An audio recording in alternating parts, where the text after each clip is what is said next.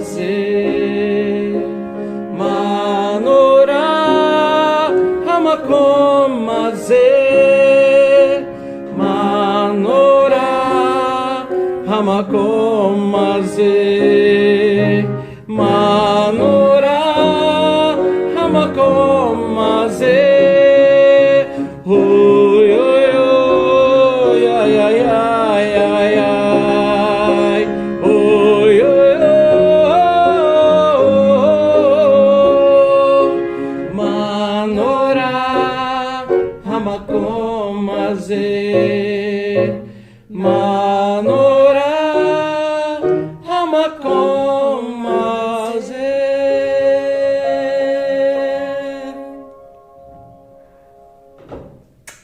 Eva!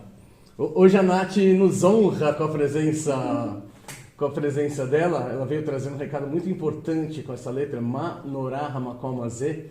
A gente já vai ver o que ela significa. Mas antes eu queria te perguntar o seguinte: você sabe o que é a Septuaginta? Você sabe quem é essa jovem, a Septuaginta? Essa jovem faz aniversário hoje. Faz uns 2.500 anos no dia de hoje.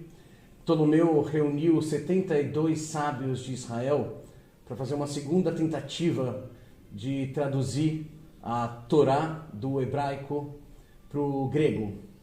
Mas como traduzir a Torá do hebraico para o grego?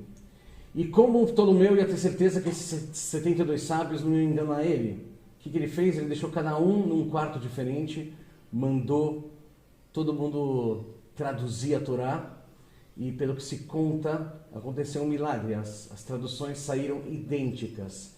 Inclusive, 13 trechos dela que não tinham como ser traduzidos identicamente, porque são línguas muito diferentes. Então os sábios acharam que precisava de uma pequena adaptação para que pudessem ser traduzidas sem perder o sentido. E mesmo essas alterações, segundo o que se diz, é que saíram idênticas. Agora eu pergunto, por que precisa dessa adaptação para traduzir de uma língua para outra? Bom, tem várias respostas. A primeira é bastante óbvia, né? Se fala que toda tradução é uma traição. Toda vez que você vai traduzir algo de uma língua para outra, cada língua tem expressões tão específicas e uma mentalidade específica. A segunda coisa está ligada a essa mentalidade. O grego tem uma visão de mundo, especialmente na época, do mens sana in corpore sanum, que tem a ver com a maneira como a gente escuta às vezes essa frase, penso logo existo, que embora não precise estar diretamente ligada à Grécia, ela mostra uma maneira de pensar a vida como um fenômeno, sobretudo humano. E isso, de alguma maneira, acaba ficando impregnado na língua, uma língua que acaba se tornando muito diferente do hebraico, que vê Deus como o centro de tudo. Uma piada da época diz que o grego acordava, olhava para o seu corpo e falava, como eu sou lindo. E o judeu acordava, olhava para o mundo e falava, como Deus é lindo. Então é muito difícil você fazer a ponte entre línguas que na essência estão olhando para fenômenos diferentes. Uma língua está olhando sobretudo para o tempo e para o espaço. A outra língua, ela está olhando sobretudo para aquilo que transcende o tempo e o espaço. Uma língua entende que a sabedoria, que a comunicação está ligada à nossa racionalidade. A outra língua entende que a própria comunicação e a racionalidade, elas estão a serviço de algo que transcende a nossa realidade. Diga-se de passagem, o que a gente chama de Deus. Existe um salmo, se eu não me engano, é o 137, em que a gente fala Ein nashir et shir Adonai. Não tem canção se não for uma canção para Deus. E talvez os músicos da Grécia estavam fazendo as canções para o mundo. E os músicos do templo estivessem fazendo as canções para Deus. Como cantar em uma terra estranha? O que é a terra estranha? É uma terra sem alma. Bom, acho que já deu para entender o espírito. Tem mais uma coisa muito importante que é o seguinte: o hebraico é considerado Lashon HaKodesh, uma língua sagrada. O que a gente fala em hebraico está ligado à essência das coisas. Você vai me entender. Quando a gente fala cachorro, cachorro é até uma palavra graciosa, engraçada, mas é diferente de você falar cachorro, que vira quase um código, um símbolo para esse tipo de animal, ou você falar kelev, que é cachorro em hebraico. Quando você fala kelev, não dá para vocês verem, mas tem um cachorro passando aqui agora. Mas quando você fala kelev, você está falando kol lev, todo o coração. E de fato, ser cachorro é um tipo de existência todo o coração. Quando você fala Adam, humanidade, você está falando de Adamá, que é terra. Né? Como nas religiões da América, quando se fala Alpacamaska, terra que anda. E são infinitos os exemplos. Quando você fala sorte, uma coisa é você falar sorte, outra coisa é você falar mazal, makom, lugar, zman, tempo, e lilmod, conhecimento. Isso tudo está dentro da palavra sorte em hebraico, mazal. Ou seja, a sorte é um encontro entre o lugar certo, a hora certa e a capacidade de aproveitar a experiência. A gente podia ficar aqui horas falando de infinitos exemplos disso, mas eu acho que o mais impressionante de todos é quando a gente vai falar de Deus. Qual que é o problema da gente chamar Deus de Deus? O problema da gente chamar Deus de Deus é que palavras são conceitos. São conceitos que a gente presume que entende, porque se a gente acha que a gente entende, a gente consegue conceituar. Esse é apenas um dos motivos porque Deus em hebraico tem vários nomes, alguns masculinos, alguns femininos, alguns gigantescos, alguns impronunciáveis, a ponto de muitos judeus pelo mundo preferirem chamar Deus de Hashem. Hashem significa o nome. Quando eu me refiro a algo como o nome, eu estou dizendo, olha, sabe aquela coisa que eu não consigo entender? Sabe o nome? Sabe aquilo que eu sequer consigo entender? É diferente de chamar de eternidade, porque eu acho que eu entendo o que é eternidade, sem fim. E eu chamar de o nome, aquilo que eu sequer consigo entender. E essa é a diferença básica.